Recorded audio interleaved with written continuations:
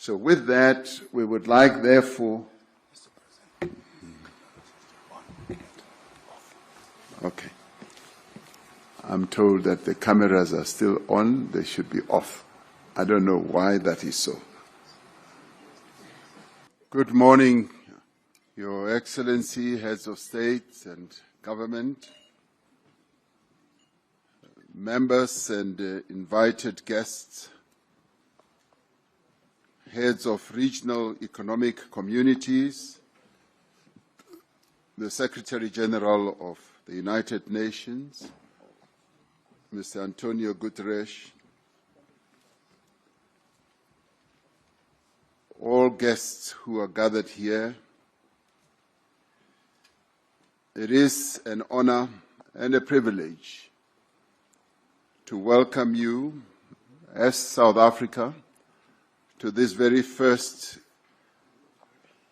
G20 Leaders Summit to be held on African soil. We gather here at the cradle of humanity in Africa to affirm our common humanity. We gather here to affirm the value of partnership and cooperation, to finding common solutions to shared problems.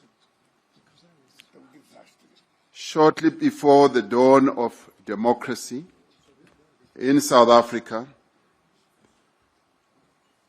the father of our democracy, Nelson Mandela, said, "The time has come for South Africa to take up its rightful and responsible place in the community of nations."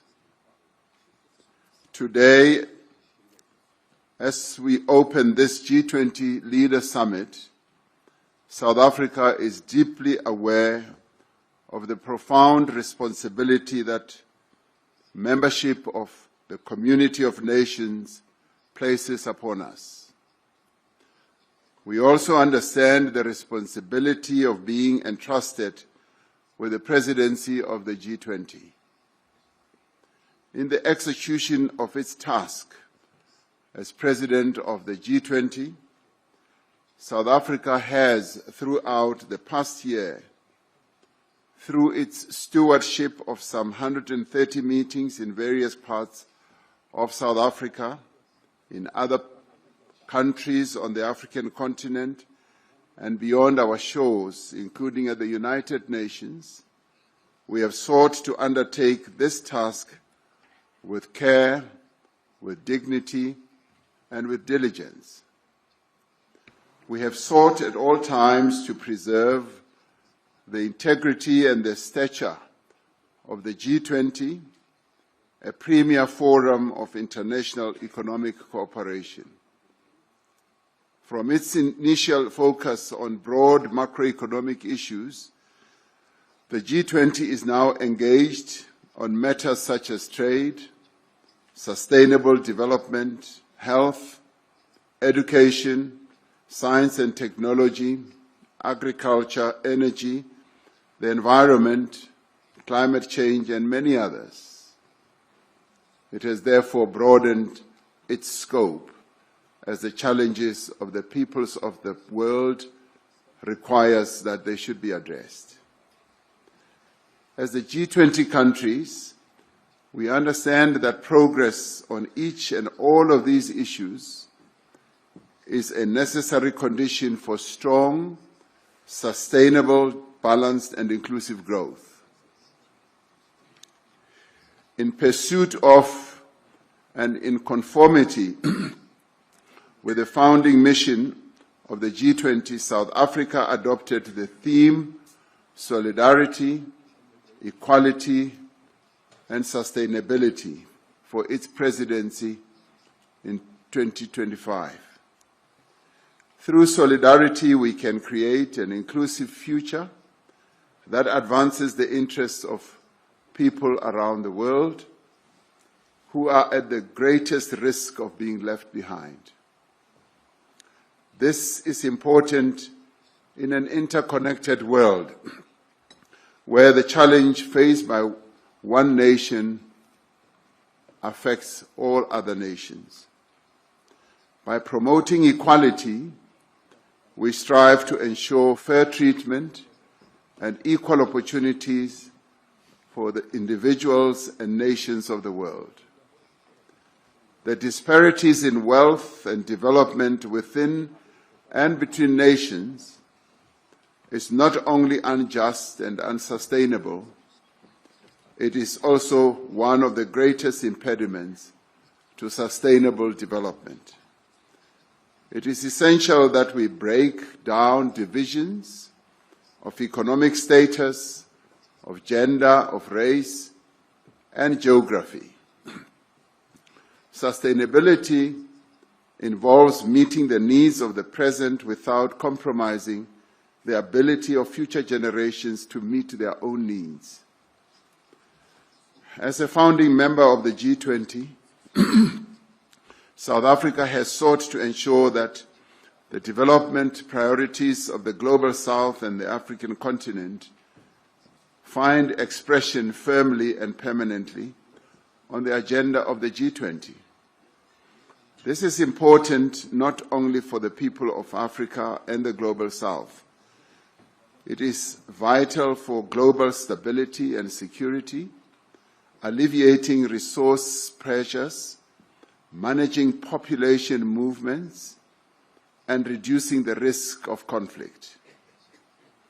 We seek stability because it attracts investment, it improves planning and reduces the risk of global economic shocks.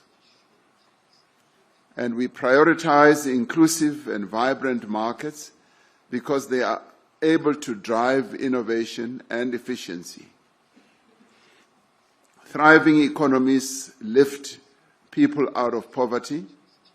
They encourage greater investment and trade, and they generate the revenue needed to invest in public goods. The threats facing humanity today, from escalating geopolitical tensions, global warming, pandemics, energy and food insecurity, to inequality, unemployment, extreme poverty, and armed conflict, jeopardize our collective future. It is therefore essential that we make greater and faster progress towards the achievement of the United Nations Sustainable Development Goals by 2030. We welcome the Seville Commitment adopted in June this year, which sets forth a renewed global framework for financing for development. We must use this framework to catalyze development investments at scale in developing economy countries. We must continue the reform of the international financial architecture, ensuring that institutions are strengthened and are more inclusive and are equipped to meet the challenges both of the present and the future. At the beginning of our G20 presidency, we identified 4 high-level priorities. Firstly, we focus on action to strengthen disaster resilience and response. While climate-induced natural disasters affect countries around the world, they have a particularly devastating impact on countries that cannot afford the costs of recovery and rebuilding. We have agreed that it is essential for the global community, international finance institutions, development banks, and the private sector to scale up post-disaster construction. Secondly, we agreed that we must take action to ensure debt sustainability for low-income countries. The G20 needs to renew its efforts to advance debt sustainability while at the same time laying emphasis on those countries in the Global South that are suffering from debt repayments. Thirdly, we said we should mobilize finance for a just energy transition, increasing the quality and quantity of climate finance flows to developing economy countries. Fourthly, we emphasized the importance of harnessing critical minerals for inclusive growth and sustainable development through the beneficiation of the minerals at the place of extraction. In addition to these four priorities, we have prioritized issues of inclusive economic growth, industrialization, inequality, unemployment, and security and artificial intelligence. Much of the work of the past year will be presented and considered at this meeting. We commend in particular the G20 at 20 review, which provides a detailed account of the path that this organization has traversed as the G20. It describes both our achievements and our challenges and makes proposals on how we can organize ourselves to be more focused on our core mandate. We welcome the work of the G20 Africa Expert Panel, which was led by South Africa's former Minister of Finance, Mr. Trevor Manuel. The panel argues that African efforts to accelerate productive investments require new global partnerships and strong multilateral cooperation. It calls on the G20 to support this effort by building a global policy framework that unlocks long-term finance and lower costs and investment at scale.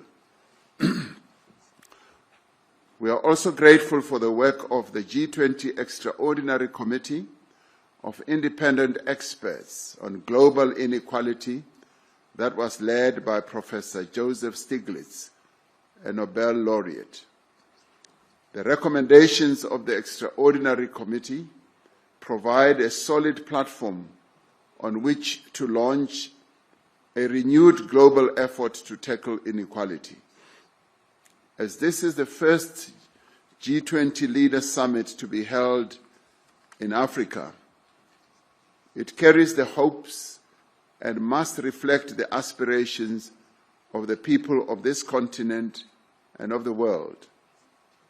We should not allow anything to diminish the value, the stature, and the impact of the first African G20 presidency.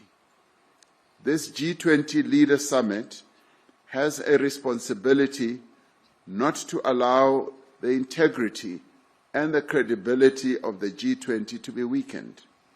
In fact, from this summit, we should have a sense that the G20 has been strengthened. We thank all delegations that have worked together with us in good faith to produce a worthy G20 outcome document for this historic leaders' meeting. The G20 underscores the value of the relevance of multilateralism. It recognizes that the challenges that we face can only be resolved through cooperation, collaboration, and partnership. The adoption of the declaration from the summit sends an important signal to the world that multilateralism can and does deliver.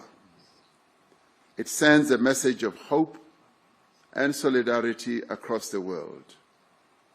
It tells the world that as the leaders of the G20, we will keep fast to our solemn pledge to leave no person, no community, and no country behind. With those words, I therefore declare the G20 Leaders Summit open, and thank you.